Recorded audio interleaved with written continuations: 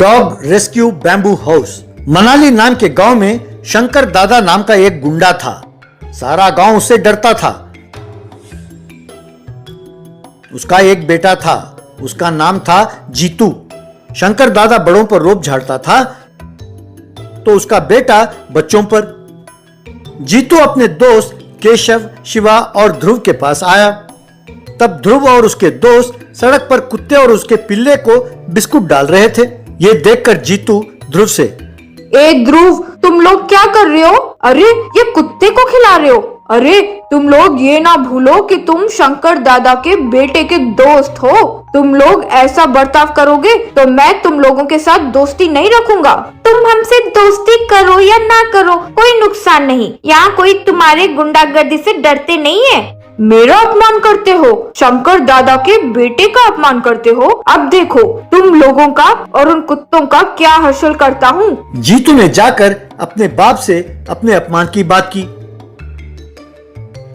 ठीक है, उनकी खबर कल लूंगा। अब तुम जाकर सो जाओ। अगले दिन ध्रुव के दोस्त कुत्ते के पिल्लों के साथ खेल रहे थे। तभी वहां शंकर दादा और जीतू और उनके आदमी वहां पहुंचे। ध्रुव से शंकर दादा, क्यों ध्रुव, तुम मेरे बेटे के खिलाफ बोलने लगे हो? जानते हो वो कौन है? इस गांव का होने वाला दादा है, शंकर दादा का बेटा।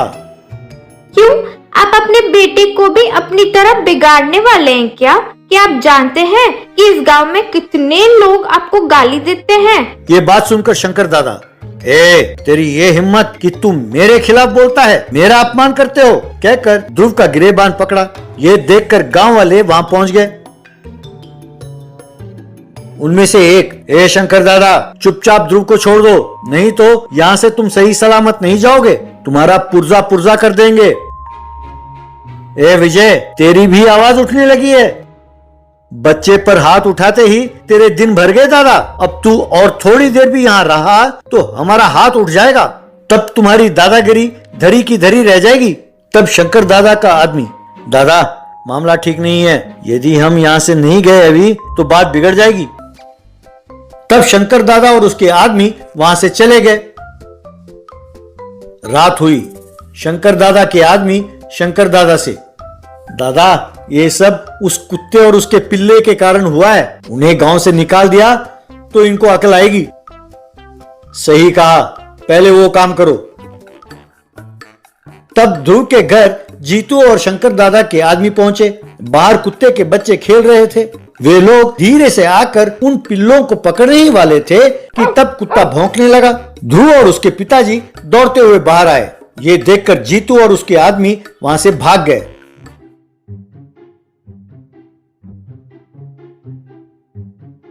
ध्रुव ने अपने दोस्तों को बुलाया। जीतू और उसके आदमी उन कुत्तों को उठाकर ले जाना चाहते हैं, हम क्या करें? मेरे पिताजी बांस का काम करते हैं, उनसे कहकर इनके लिए एक बैम्बू हाउस बनवाते हैं। आइडिया अच्छा है। अगले दिन ध्रुव और उसके दोस्त मिलकर शिवा के पिताजी से जा मिले और एक अच्छा बैम्बू हाउस बनवाया। फिर उन पिल्लों को उसमें रखा। ध्रुव कुत्ते से, देखो तुम अपने बच्चों के साथ या आराम से रहो, ठीक है?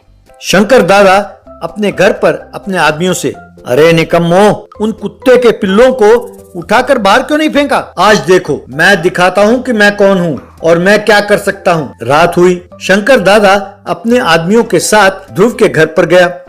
वहाँ कुत्तों के लिए बैम्बू हाउस बना देखकर मन में, इन कुत्तों के लिए घर भी बनाया। देखते जाओ, तुमको सड़क पर उठाकर फेंक दूंगा।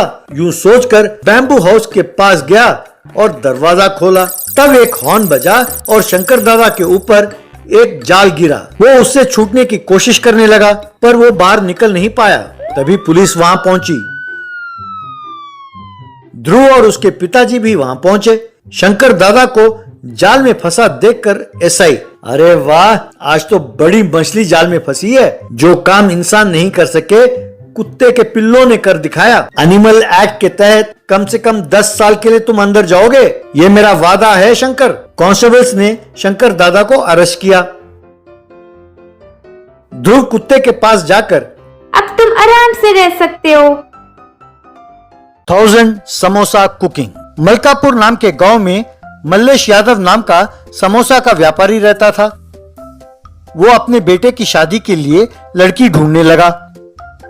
एक लड़की के घर रिश्ते के लिए जाकर, आप तो जानते ही हैं कि मैं इस गांव में सबसे नामचीन समोसा व्यापारी हूँ। मेरे हाथों का समोसा खाने के लिए उस खुशकिस्मत को मलकापुर में पैदा होना चाहिए। ऊपर से हमारे समोसे की खासियत उसका अनूठा फार्मूला है जो खास तरीके से बनाते हैं। वो हमारे फैमिली का बिजनेस सीक्रेट है, वो हम किसी को नहीं बताएंगे। हमारा धंधा रॉकेट की तरह बढ़ रहा है। ऐसे मौके पर मैं चाहता हूँ कि मेरे अपने लोग ही बिजनेस में मेरा हाथ बटाएं। इसीलिए मैं चाहता हूँ कि मेरे बेटे की शादी ऐसी लड़की से हो जो समोसा बनाना जानती हो। अगर बहू भी समोसे बनाने वाली मिल जाए तो हम फ्रेंचाइजी भी खोल सकते हैं ना। हमारा ट्रेड सीक्रेट भी हम में ही हिफाजत से रह जाएगा। ऐसे कहकर लड़की को देखकर, लड़की बड़ी सुशील है, क्या ये समोसा बनाना जानती है? ये सवाल करते ही लड़की के पिता झूठा जोशी अपने मन में, रिश्ता तो बहुत अच्छा है, अब अगर ये कहा कि लड़की समोसा बनाना नहीं जानती है तो रिश्ता टूट जाएगा। बड़ों ने कहा है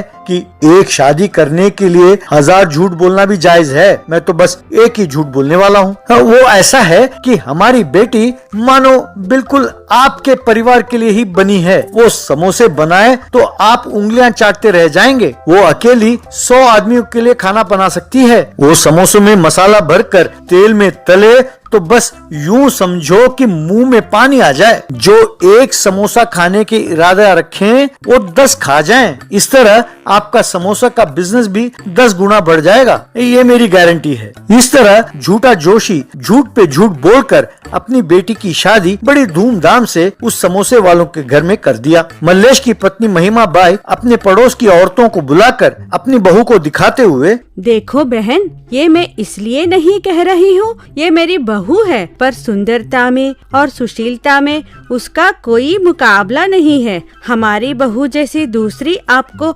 आसपास की प्रांतों में दूरबीन लगा करके देखो तो भी ना मिले। हमारी बहू साक्षात महालक्ष्मी है। यूं तारीफ के पुल बांधते हुए, अब नवरात्रि आ रहे हैं ना, तो हम 1000 समोसे का व्रत रख रहे हैं, आप सब जरूर आना। ये सुनकर वो औरतें गाल पर हाथ रखकर, हमने 100 बाती और 1000 बाती दिया की व्रत को सुना है, पर ये 1000 समोसे की व्रत क्या है? ऐसा व्रत के बारे में हमने पहले कभी नहीं सुना। ये पहली बार है बहन जी, ये नेवर बिफोर एवर आफ्टर व्रत है। वैसे भी हम इस प्रांत के सबसे बड़ी मशहूर व्यापारी है, तो हम जो भी करेंगे वो समोसे के साथ ही होगा ना। आसपास की पड़ोस की औरतें, ये तो बड़ी अच्छी बात है बहन जी, आप वो व्रत रखिए। उसे कैसे करते हैं देखकर हम भी अपने बहुओं से वैसे ही व्रत रखवाएंगे, हम भी धन्य हो जाएंगे। हम वेट कर रहे हैं बहन जी वो व्रत देखने के लिए। तब महिमा बाई ने बहू को बुलाकर, आओ बेटा दाक्षायणी, अभी अभी इन सब से तुम्हारी तारीफ कर रही थी। तुमसे 1000 समोसे का व्रत रखवाना चाहती हूँ। तुम जाकर फटाफट 1000 समोसे बनाने के लिए काम में लग जाओ। मैं जाकर 1000 सुहागनों को बुलाकर लाती हूँ। ये सुनते ही दाक्षायणी का कलेजा मुंह को आ गया। उसके हाथ पांव ठिठुरने लगे। क्या करें कुछ समझ न पाकर, 1000 समोसे कैसे बनाएं ना जान पाकर अपने पिताजी झूठा जोशी को फोन लगाया। पिताजी, 1000 समोसे का व्रत कह रही है सासू माँ, कहती है कि मैं 1000 समोसे बनाऊं। तुम तो जो मुंह में आओ कह देते हो। झूठ पे झूठ बोलकर मेरे शादी की अब मेरी जान पर बनाई है। मैं नहीं जानती हूँ तुम अब क्या करोगे। मुझे 1000 समोसे चाहिए। तुम चिंता ना करो बेटी, मैं हूँ ना, तो सिर्फ 1000 समोसे के लिए क्यों टेंशन लेती हो। शांत हो जाओ बिटिया रानी, मैं संभाल लूंगा। कहकर गांव में समोसा बनाने में माहिर अपनी बूढ़ी दादी को लेकर मल्लेश यादव के घर आया। क्यों समधी जी, सुना है कि 1000 समोसे का व्रत रखा है। आप जो भी करते हैं वो बिल्कुल निराला होता है। ये जो दादी हैं, ये मेरे चाचा के दामाद के ताई हैं। मेरी बेटी को बहुत चाहती हैं। वो बेटी से मिलना चाहती थी। मैंने सोचा ये व्रत में भी हाथ बटाएंगी, इसीलिए दाक्षायणी से मिलाने ले आया। ये भी कोई कहने की बात है समधी जी, बड़े होते ही हैं कि ऐसे काम को सही तरीके से कर सकें। जाइए माताजी, हमारे बहू का हाथ बटाइए। कहते ही बुढ़िया अंदर गई और दाक्षायणी से, अरे बेटा, तुम बस यूँ करची को पकड़कर ऐसा वैसा हिलाते रहो और एक्टिंग करते रहो, बाकी काम मैं संभाल लूंगी। सिर्फ एक्टिंग ही नहीं, साथ साथ में जैसा कर रही हूँ तुम देखो और सीखो। इस बार मैं हूँ, बच जाओगी, पर बार बार ऐसा किया तो पकड़े जाएंगे। बेटा ध्यान रहे। कहकर थोड़ी ही देर में 1000 समोसे बना दिया।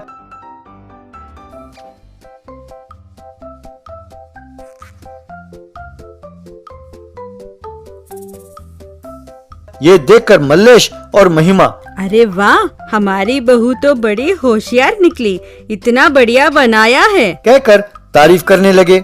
उनका 1000 समोसे वाला व्रत बहुत ही बढ़िया संपन्न हुआ। जो लोग व्रत में आए थे सही बहू को ले आए हैं समोसे वाले, कहकर उनकी प्रशंसा करने लगे।